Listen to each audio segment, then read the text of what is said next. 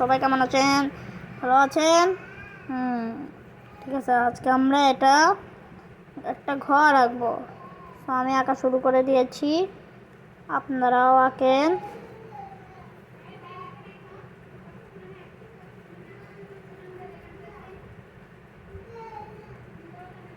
যে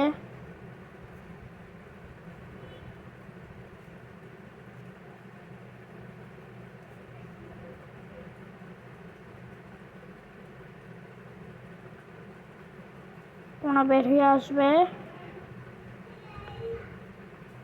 ঠিক আছে। তারপর জানলা একটা দেন,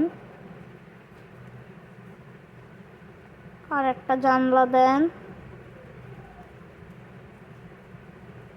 আর একটা হয়েছে।